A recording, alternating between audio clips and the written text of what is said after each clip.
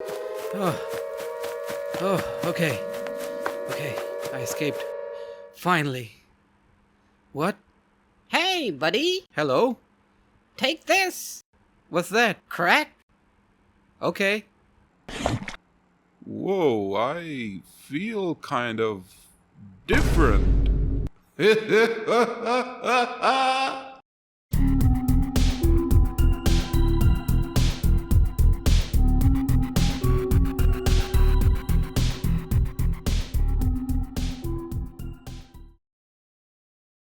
Welcome to what is now my all-time favorite Half-Life 2 mod. No joke, I love this mod so much I think I won't even be able to convey my obsession for this mod in this video. Bear Party Adventure is a Half-Life 2 mod that came out in 2019, and to say it's a unique mod would be a huge understatement. The main showcase of this whole mod is the art style it works with. I find it really good looking. It's a mixture of Team Fortress 2 and those early 2000s PS2 platformers. Rounded, colorful, and cheerful. Similar to my point I made in the Big Lolly video. I love it when modders go out of their way to create a totally different kind of world in a game engine like Source. The thing that makes this work is the texture work. Apart from the bears, guns, and item models, the whole world sort of has this unique painted style to it. If you look closely, you can see the brush strokes on the textures everywhere. I would call the coloring passively done because they're not too bright, neither too dark. Just the perfect shade to make you feel good. Now, let's go in a sequential fashion and talk about everything from start to finish. We start from our little cute house in the middle of this bear village. All our friends and neighbors are going about their routine. This green bear asks us to fetch his apples, so we do that. They are all lying around and it's pretty easy to get all them. After that, this guy asks us to see the yellow bear. The yellow bear then asks us to help him fix the water pump. But before we do that, we need to see the blue bear and get a flower from him. This had me confused because how would a flower fix a water pump? But here's the thing, the flower is your first weapon and acts like a crowbar. This just might be the strongest and sturdiest flower in the world. So we get back to the water pump area and the game tells us we can bunny hop by simply holding forward and the jump key. This is a great addition that I used throughout my playthrough. Then we see our village getting attacked and a bunch of evil bears kidnap our friends. But it turns out the yellow bear was able to not get kidnapped. What an absolute Chad.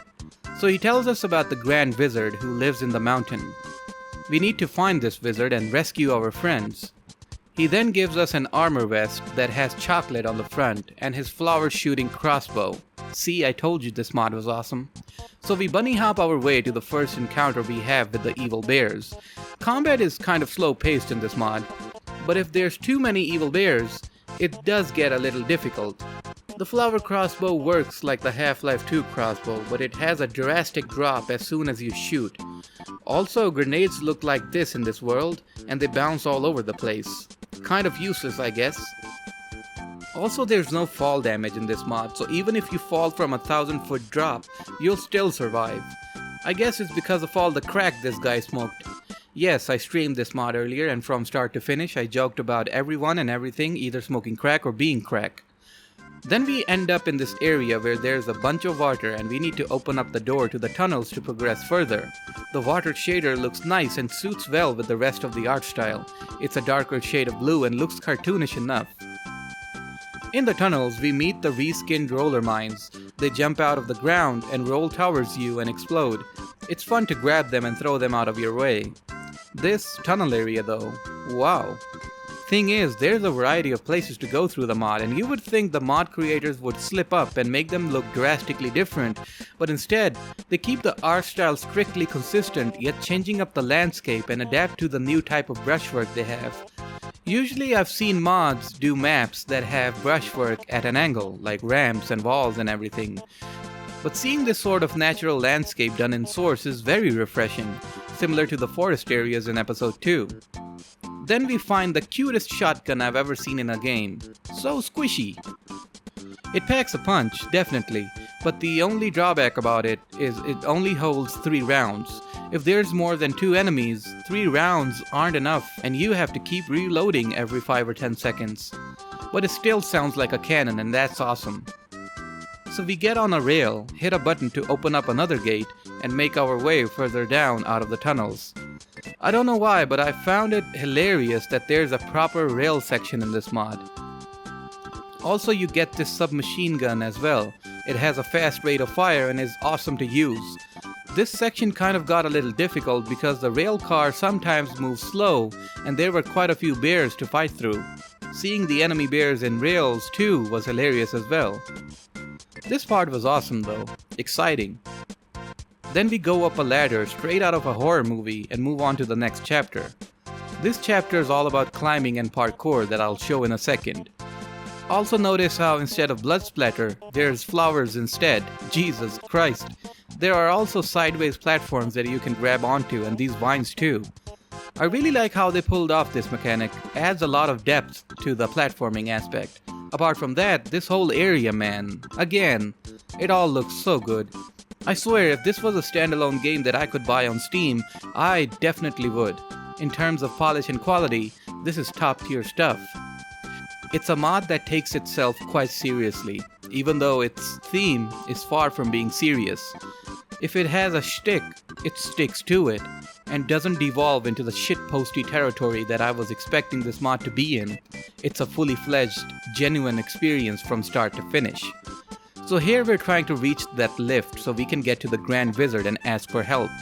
There's heavy resistance in between and honestly, seeing how ridiculous the weapons and enemies are, it's all fun to go through. Then there's this section where we press the lift button and have to wait for it while we get evil bears coming at us with full force. Also, check out this sweet no-scope I did. So now, we're in the snowy tops of the mountains. Unfortunately, there's not a whole lot of snow levels in this. I love snow levels, but this just skips right ahead to the sky dimension instead. We get to see this hippie-trippy portal sequence and end up in the clouds. This whole sky chapter is kind of straightforward. This jumping rainbow jump pads or whatever is a nice touch. All you need to do is figure out the correct path or even go off a different path and get some supplies. This repeats for a while, till we reach the final area in front of the Grand Wizard's Grand Castle. And when we try to go inside, he bounces us back and asks us to kill all the other bears. So yeah, a lot of evil bears died that day. The insides of the castle is a sight to behold. It's absolutely humongous and absolutely gorgeous. So the Grand Wizard asks us to complete 4 trials. The first one I went through was the Trial of Spirit. It has these spooky looking disjointed platforms that we pass through. Really abstract stuff, honestly. At the end we see this box and apparently that's our greatest fear, I don't know. We successfully return and pass this trial. The second trial is the Trial of Courage. Basically, we need to eat everything in this room. And to make room for this food, we take damage from the fire and then eat the food. Do this too many times and the wizard will ask us to stop because this is pure schizo behavior and even the Grand Wizard is appalled by our behavior. Anyway, we pass this trial and move on to the next one. The Trial of Arts. It's very simple. You hear a tune when you spawn in, and you have to recreate that tune by hitting the bells with the 8-ball grenades. After this one is the Trial of Life. In this one, we take the shovel, dig a hole, plant a seed, put dirt on it, water it, and give it sunlight. Boom, life. We pass this, and the Grand Wizard is now ready to see us. I was curious to find out what the Grand Wizard looked like. I was thinking a bear with a beard and magic robes, but nope, it's a 4-dimensional cube. Yeah man, this mod goes deep with the abstractness sometimes. So the wizard tells us that an evil bear by the name of Vex has our friends captive and is forcing them to create weapons for him and his goons. He teleports us to Vex's weapon factory and this is where the finale of the mod starts. The outside of this factory is so much dark and gritty, I almost thought I was playing a Half-Life 2 beta map. Anyway, we make our way inside the factory, and there were some heavy blast pit, beta, and Portal 2 vibes going on in here. There's some simple platforming in the beginning. Then we get to this area with the absolutely huge factory, and just wow, this view. The sheer scope and size of this whole map is just amazing. Almost felt like a different sort of Citadel interior, but the cartoony look of it all, it gives it its own personality. After starting these platforms, we get on them and make our way to our friends. Once we find them, they ask us to find some weapons for them so they can fight back and escape from this place. For that, we need to go to room 13. Afterwards is a whole lot of fighting and platforming. This chapter is done well in a way that it's not about going forwards, but there's an aspect of verticality where you have to make your way up above where room 13 is. So there's a lot of back and forth between familiar places. But for some players, this might prove to be a little repetitive. This is also the part where the difficulty spikes a little because the number of evil bears start to increase, and if they grow too much in numbers, it's almost quite easy to die. This chapter is also the only section where the direction isn't clear about what you have to do, so there's a lot of trial and error and thinking involved about what to do. It's not that bad though. It takes a few minutes to understand where you have to go. But again, some might feel this section is a little too drawn out and irritating. Also because this place is huge with a lot of room, using the bunny hop constantly makes this feel like a boomer shooter area sometimes. But getting back to the visual side of things, yeah, this definitely feels like a Team Fortress 2, Portal 2 inspired place. I swear if I saw TF2 characters running around this place, it would not feel out of place for them. There's another waiting section here where we have to lower the bridge that leads into room 13. This lift takes its time lowering down, so a butt ton of bears assault us. This makes the game go from 1 to 11 in a second. So if you don't act fast, they'll grow in numbers, and like I said earlier, it makes it very likely for you to die. After the bridge is lowered, we head into the room and push buttons that redirect the conveyor belts to the room with our friends in it. Once the weapons gather at the grate, we push this final button and the weapons fall to them. This sparks the beginning of the Civil War of the Bears 2022. Many lives were lost, and it makes me sad.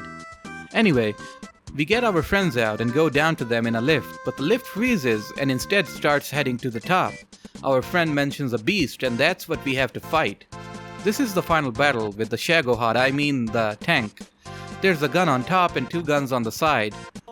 First I took out each of them, and it left it defenseless. Then I got on top of it and went inside it, destroyed whatever this was, and that was that.